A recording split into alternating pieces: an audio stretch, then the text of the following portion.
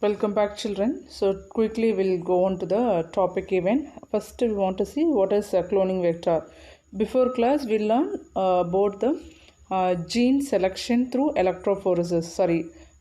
Segment of DNA or a desired DNA or desired gene selection through electrophoresis. So after selection, now we want to go for a cloning vectors. Okay. Why we are mentioning cloning vectors means this vector only is helping to get more copies, helping to create or helping to produce more copies. So we'll call it as cloning vector. And a cloning vector is, now look at the slide, is a small piece of DNA and it taken from a virus or a plasmid of bacteria. So if it is a virus, we can call it as bacteriophage. Example for that, lambda phage. Okay, example for that, lambda phage. This is lambda. So example for that, lambda phage, phage. So virus, plasmid, okay, cloning vector we are taking from either virus or bacteria, only two possible, and we can artificially create so many vectors, and that is also mainly we are taking DNAs from either virus or bacteria. And why means it is all very simple, containing limited number of base pairs, and it is easily it will multiply. Because of all those positive, because of advantages, we will always go with virus or plasmid of bacteria. If it is a virus, we can call it as bacteriophage. Example, so many is there. One such example is lambda phage. Okay, and that can be stably maintained in organisms, and into which a foreign DNA fragment can be inserted for cloning purpose.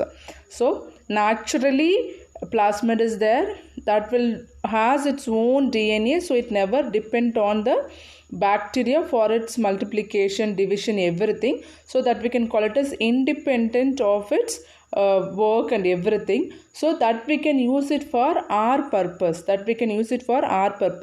Normally some cells will have 2 plasmids, 3, 15, 14, like that. Number of plasmids is vary, depends upon the bacterium. So common vectors are plasmids and bacteriophage. Example for bacteriophage is lambda phage. And we must see the cloning vectors important characters. What could be the important characters? It should have the replicate with bacterial cell, and it is independent of chromosomal DNA. That's why we are choosing plasmid DNA. And high copy number per cell. For example, plasmids may be 15 to 100 copies per cell. Depends upon the different kinds of bacterium. Alien DNA, foreign DNA, when integrated with vector, can multiply equally to copy number of vector. Why? We are introducing our gene of interest into the vector only. So how many copies of vector is keep on dividing, like that our gene of interest also continuously will divide. Vectors can be engineered, okay, that is bioengineered, for easy link of foreign DNA and selection of recombinant from non-recombinants. So what do you mean by that? Vectors we need to engineer means, and we need to create some, or we need to create construct vectors to identify with the non-recombinants. For example, if I am taking only one bacteria, means I am taking plasmid from that, and I am introducing some gene of interest, and I added into other bacterium. So normally with only one bacterium, so other bacterium also started to culture on the Petri plate. So how we can able to differentiate with the non-recombinant DNA containing plasmids and recombinant DNA containing plasmids? For that we need to use so many genetical markers. Okay, for that we need to use so many techniques. So how we are using techniques means, that is only we are going to see. Okay, that is only we'll call it as engineered. So vectors can be engineered mean, so we need to construct an artificial plasmid or vector to satisfy all our needs. That is only we can call it as can be engineered to identify whether it is a recombinant DNA or a non-recombinant DNA. For that, biotechnology should add so many markers that we can call it as genetic markers in the plasmid. Clear, children?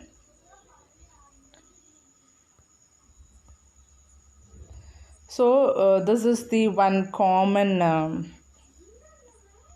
cloning with different vectors. So the first one is bacteria, second one is virus. So bacterium, it contains its own DNA, and this is a plasmid. As I told, it was a circular one and it is a vector. Now we are cutting the vector in a particular region and we are adding our foreign gene, and that our recombinant DNA molecule is ready. Again we are transforming into other bacterium. That other bacterium only we can call it as host cell.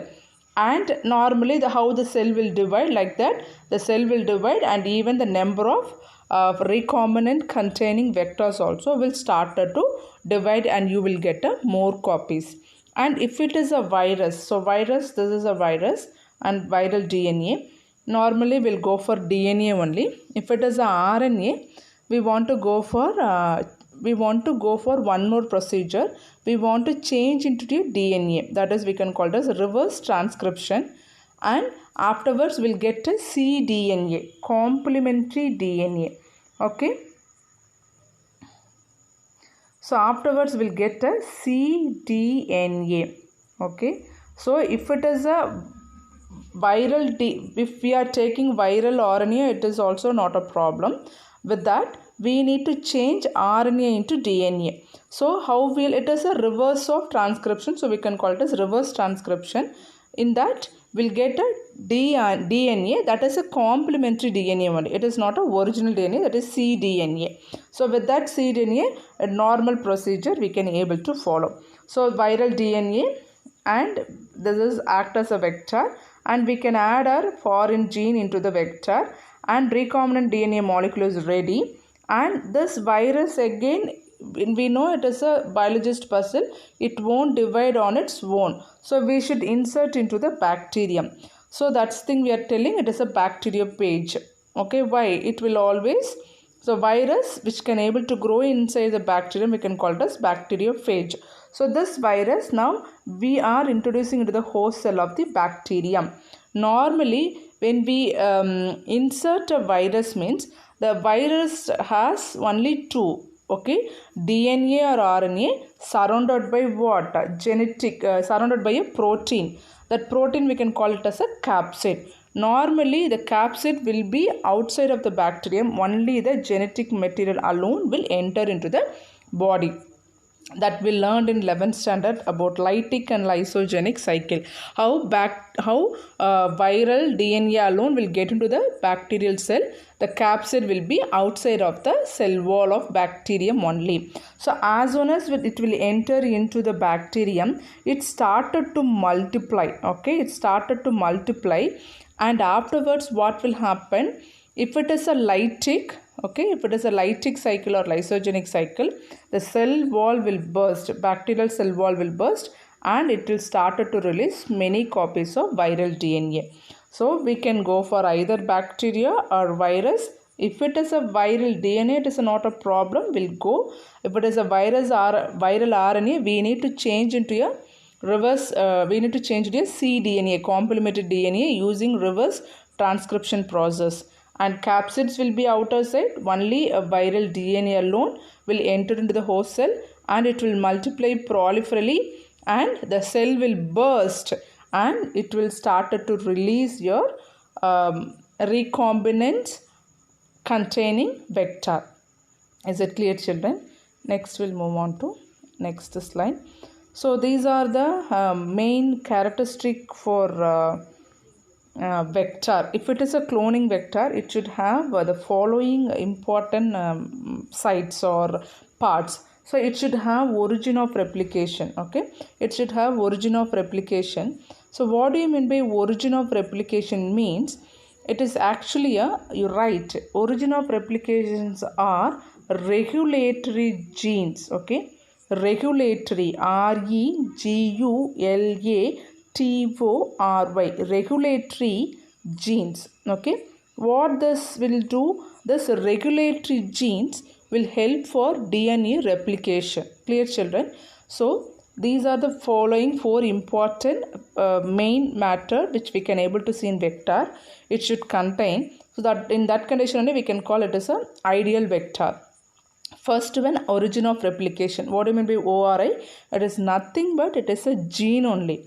Okay, that gene we can call it as a regulatory genes. Normally in any vector or human being we have different kinds of genes. Each will have its own name, but it is a very lengthy process. Normally we won't tell the gene's name and all, simply we'll call it as ORI.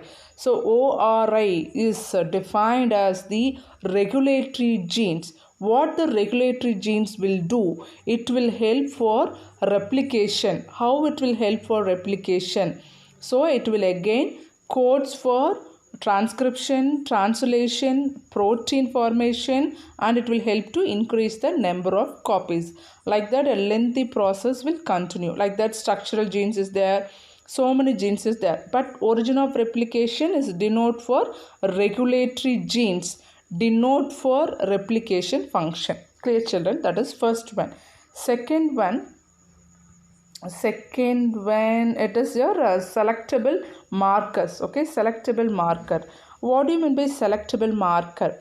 So I already told, this plasmid we are constructing or we are engineered the plasmid for our own purpose to get more betterment in our technology. So we should add some selectable markers, like two markers you want to remember. Ampicillin resistant gene. I'll explain with the help of diagram. Okay, ampicillin resistant gene and tetracycline resistant gene. So these kind of resistant gene we should take from a different bacterium and we should construct in one bacterium, like BBR 322. So that is only we can call it a selectable marker. Why we need to add this resistant gene means, imagine if you are constructing a vector, you added your DNA of your interest, and when you left in a bacterium, even the bacterium will start to develop. So it won't be only one bacterium, we can see other bacterium also in the culture. How you can able to isolate whether recombinant DNA is increasing or a non-recombinant bacterium is increasing. Some way you want to identify your recombinant DNAs. For that, you need to add some specific qualities in the plasmid vector. For example, if you added ampicillin resistant gene or tetracycline resistant gene, means once you thought maybe 2 or 3 days the culture is developed. When you take all those bacterium of culture plate and when you transferred into other petri plate containing ampicillin antibiotic means, and when you left all those bacterium in that petri plate, only those who have ampicillin resistant gene bacterium alone will grow, and the remaining it won't show any effect on that. From that you can able to screen the recombinant DNA in the culture. So what is the purpose? At the end of that process, we need to screen the recombinant DNA culture with the non-recombinant DNA. Is it clear, children? We need to harvest our product. How we can able to harvest our product? Based on some technique. For that only we are using selectable markers. I'll explain in detail. We'll explain that also. For this level you want to remember what is the purpose. This selectable marker is very important to screen, to identify the non-recombinants with recombinants or recombinants with non-recombinants. And third one, cloning sites. Cloning sites, it's again a very important part of PBR 322. So in this cloning sites only, it should contain at least 1 or 2 only. If it is more cloning site is there, automatically all endonucleases will cut all those sites and you won't succeed in the gene cloning.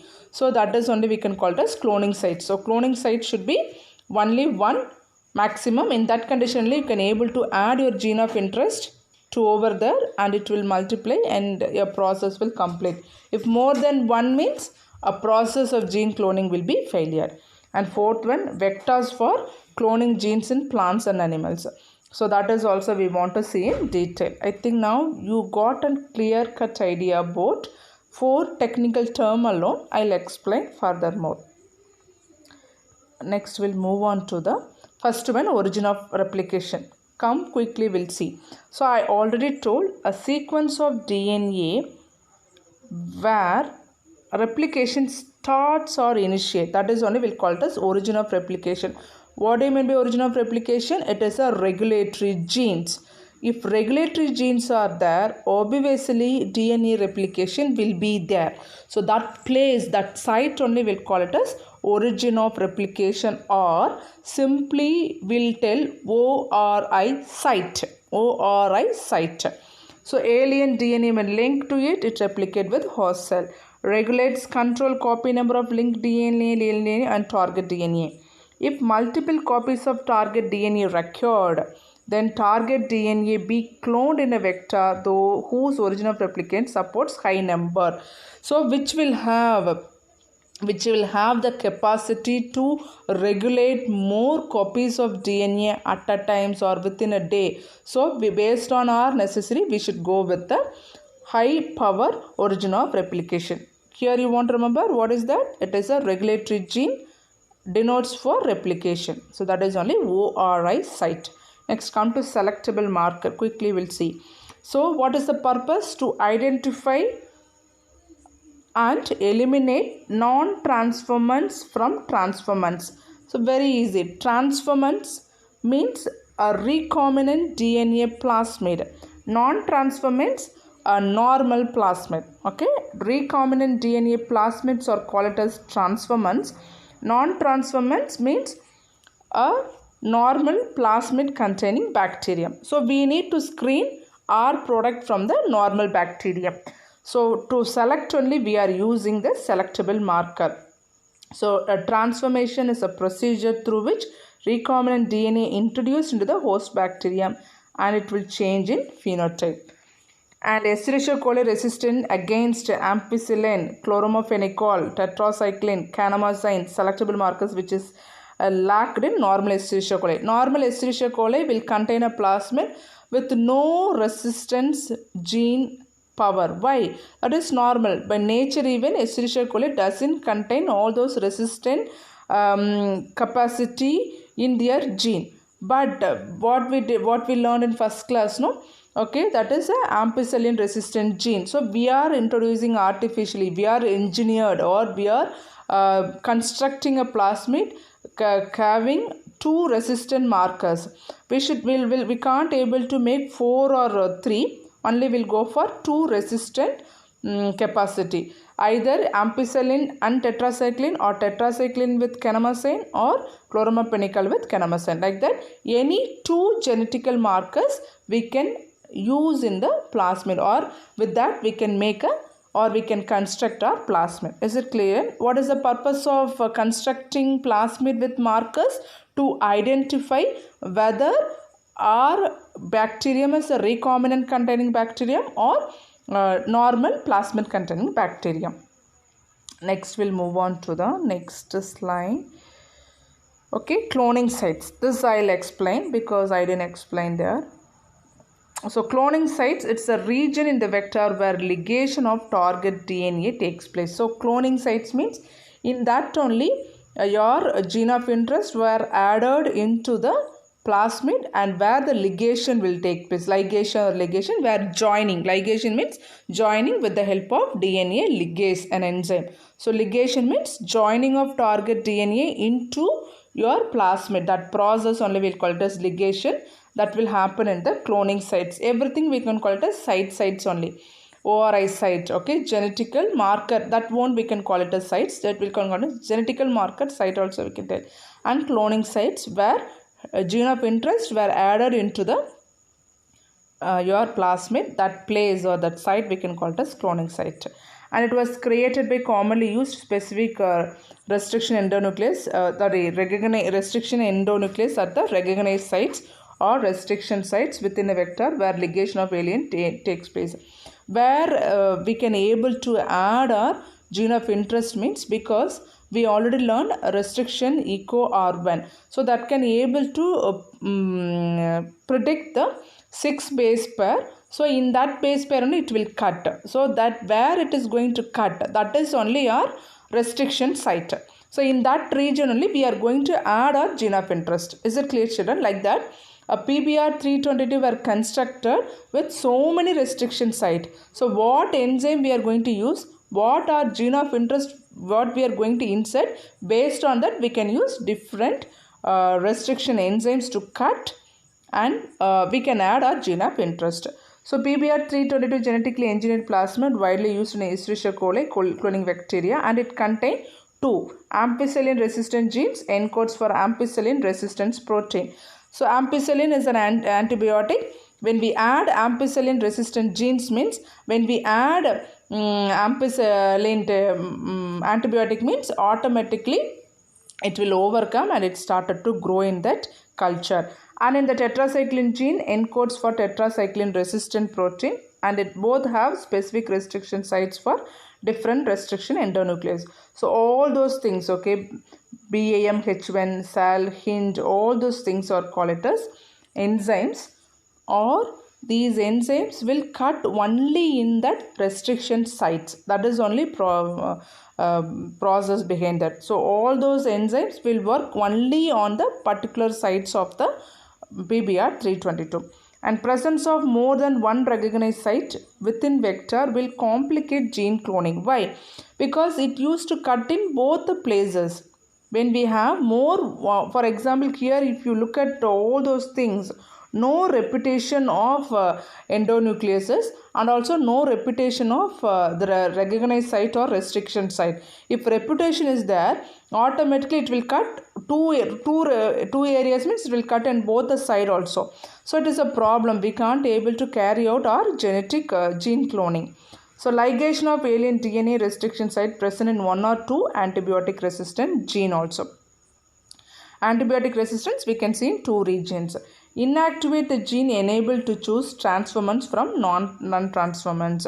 So how we can able to find out the inactivate gene, means that I have given an example, no, LAC-Z, okay. LAC-Z is a gene normally will present in PBR 322 or normal plasmid, okay. And what is the role of LAC-Z gene? It started to produce beta galactase enzyme, which will give blue color to the bacterial culture. And normally when we add foreign DNA, means and LAC-Z gene become inactivated. Okay, whenever we'll add, it will become inactive. That is only we can call it as insertional inactivation. Once the foreign DNA were added, this LAC-Z gene become inactivated and it won't produce any color. So based on that also we can select our recombinant DNA containing culture with non-recombinant DNA containing culture. Is it clear, children? Next we'll move on to the next slide. So this I'll explain in next video. PBR 322 I'll explain in next video. Thank you.